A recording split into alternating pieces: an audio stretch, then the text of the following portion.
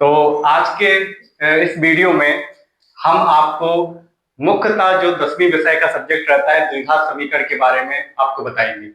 ये बहुपद से रिलेटेड चैप्टर होता है और इसमें आपका जो मुख्य क्वेश्चन होता है शून्यकों के बारे में आता है, जिससे आप चिर परिचित होंगे। हम आपको थोड़ा सा बेसिक जानकारी देते हैं और उसको बताते हैं। देखिए, किसी भी द्विघात समीकरण को बताने के लिए सबसे पहले हमें ये पता होना चाहिए कि उसका व्यापक समीकरण क्या होता है। किसी भी द्विघात समीकरण को बताने के लिए उसके व्यापक समीकरण जो होता है वो लिखा जाता है A X square plus B X plus C के रूप में। आप जानते हैं कि जहां पर ए बी एंड सी ये क्या है, अचर राशियां। क्या है ये? अचर राशियां। और जो एक्स होती हैं वो क्या होती हैं? चर राशियां, है ना। चर राशियों का मतलब ये होता है कि जिनके मान बदलते रहते हैं, और अचर राशियों का मान ये होता है कि जिनके मान निश्चित रहते हैं। फॉर एग्जाम्पल, जैसे अचर राशियों में आप 1, 2, 3, 4 ये 6 वैल्यू है, न्यूमेरिकल वैल्यू, प्राकृतिक संख्या है। ये अचर राशियां हैं, इनके मान निश्चित रहते हैं। एक्स का मान डिपेंड करता है कि आप उसके मान में क्या वेरिएबल रख रहे हैं, क्या परिवर्तन कर रहे हैं, उसी हिसाब से ये बदलती रहती है। तो जैसा कि हम पुनः आते हैं, द्विघात समीकरण का जो व्यापक रूप है वो A X square B X plus C के रूप में उसको दर्शाते हैं, जहां ए बी सी अचर राशियां हैं और एक्स चर राशियां हैं। आप देखिए, इसमें अधिकतम जो घात होती है वह 2 के रूप में होती है, जो ये इंडिकेट करती है कि यह समीकरण एक द्विघात मतलब 2 घात वाले समीकरण को प्रदर्शित करता है। अगर इसी की जगह पर ये तीसरी घात होती तो ये त्रिघात समीकरण को प्रदर्शित करता है, और अगर एक की घात होती है तो ये आपको रैखिक समीकरण के रूप में प्रदर्शित करता है, जो आपको ये बताता है कि यदि चर पर अधिकतम जो घात होती है वह रैखिक समीकरण, द्विघात समीकरण और त्रिघात समीकरण, चतुर्घात समीकरण, पंचघात समीकरण तक के रूप में इसको प्रदर्शित करता है। अगर चर की घात 1 होती है तो वह होती है रैखिक समीकरण। क्या कहलाता है वह? रैखिक समीकरण। यदि इस पर 2 की अधिकतम घात होती है तो वह क्या कहलाता है? द्विघात समीकरण। क्या कहलाता है? द्विघात समीकरण। यदि चर पर अधिकतम 3 की घात होती है तो वह कौन सा समीकरण कहलाता है? त्रिघात समीकरण। क्या कहलाता है? त्रिघात समीकरण। इस आधार पर द्विघात समीकरण से कक्षा 10वीं में मूल निकालना या मान निकालना या शून्य निकालना, ये तीनों एक ही चीज होती है। इस पे आधारित 2 क्वेश्चन 2 नंबर के आपको जरूर मिलते हैं। तो आइए हम एक क्वेश्चन या 2 उदाहरण के द्वारा आपको इसको विस्तार से बताते हैं कि इसके द्वारा इसके मान शून्य और कैसे निकाला जाता है एक्स के मानों।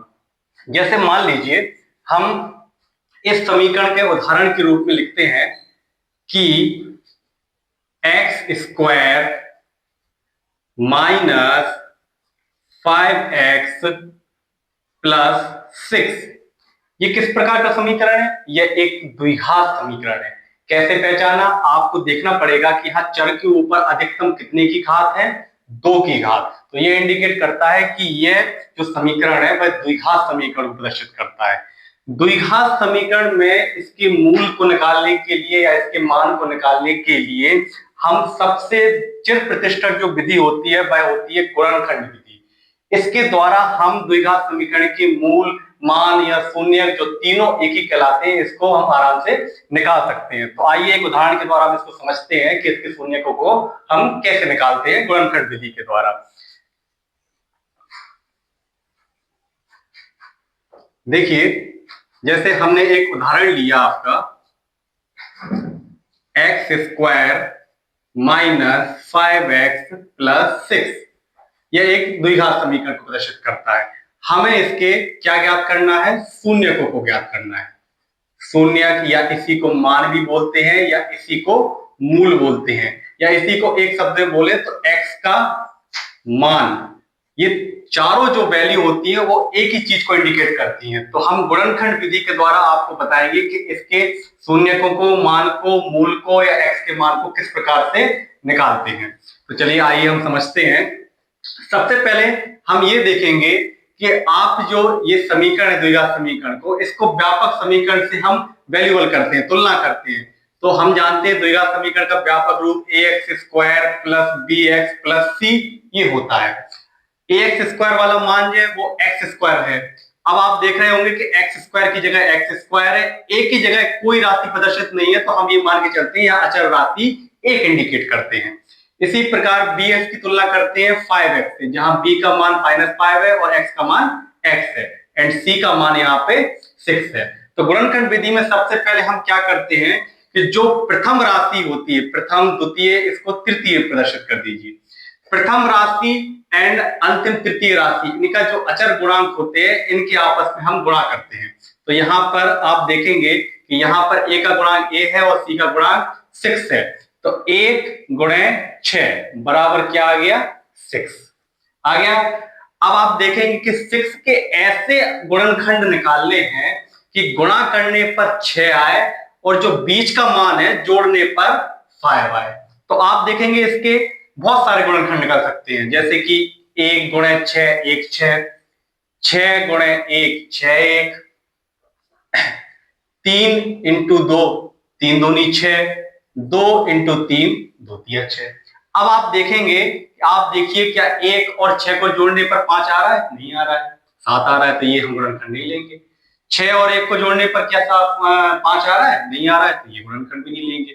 अब आप देखिए 3 और 2 को जोड़ने पर 5 आ रहा है, 2 और 3 को जोड़ने पर 5 आ रहा है, ये भी आ रहा है। तो इन दोनों गुणनखंड से हम किसी भी गुणनखंड को सिलेक्ट कर सकते हैं। अब आप देखा कि हमने ये वाला गुणनखंड सिलेक्ट कर लिया, या ये भी कर सकते हैं, दोनों इक्वल है। अब आप देखेंगे कि 3 दूनी 6 प्लस की राशि है और 3 और 2 को जोड़ेंगे तो प्लस के 5 आ रहे हैं, तो चूंकि यहां पर है माइनस के 5, तो हम क्या करेंगे कि माइनस का 3 और माइनस का 2 ले लेंगे।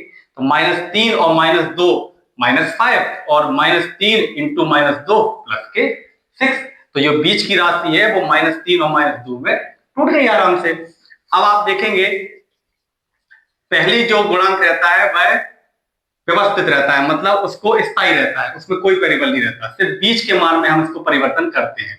तो हमने इसको किस में तोड़ दिया, -3x में एंड -2x में। आप देखेंगे कि -3x -2x equal to -5x और -3 और -2 का गुणा +6 और +6। इतनी राशि टूटने के बाद अब आप देखेंगे कि इनको हम दो दो के पेयर में व्यवस्थित कर लेते हैं। तो x² -3x ब्रैकेट के अंदर ले लिया और -2x + 6 इसको ब्रैकेट में ले लिया। अब आप देखेंगे कि इसमें से कौन सी राशि कॉमन आ रही है। आप देखेंगे कि x यहाँ है, x यहाँ है, तो क्या हम x कॉमन ले सकते हैं, बिल्कुल ले सकते हैं। x कॉमन ले लिया तो यहाँ क्या बचा, 1x, इसमें से एक बाहर चला गया तो यहाँ क्या बचा, -3।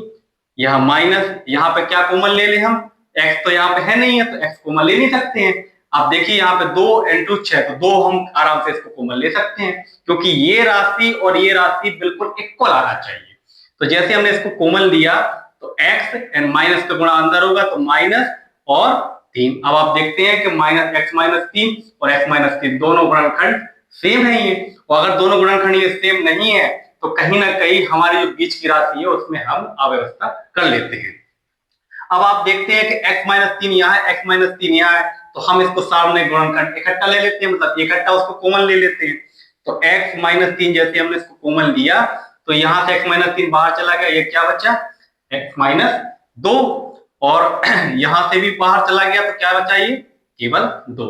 अब आप देखते हैं कि x - 3 और x - 2 ये क्या है, ये इस द्विघात समीकरण के गुणनखंड कहलाते हैं। क्या कहलाते हैं, गुणनखंड कहलाते हैं। अगर आपको इसमें x की वैल्यू पता करनी है तो इनके गुणनखंड को आप 0 के बराबर रख दीजिए, तो आराम से इसको x की वैल्यू पता चल जाएगी। एक बार ले लेते हैं x - 3 बराबर 0 और एक बार ले लेते हैं x - 2 बराबर 0। पक्षांतर करेंगे तो x की वैल्यू 3 आ जाएगी और x की वैल्यू 2 आएगी। यहाँ पर 3 और 2 इसके ये मूल्यक भी कहलाते हैं, मान भी कहलाते हैं और शून्यक भी कहलाते हैं। तो आज की वीडियो में इतना ही रहा, आगे हम इसको समझेंगे त्रिघात समीकरण के बारे में नेक्स्ट वीडियो। Thank you.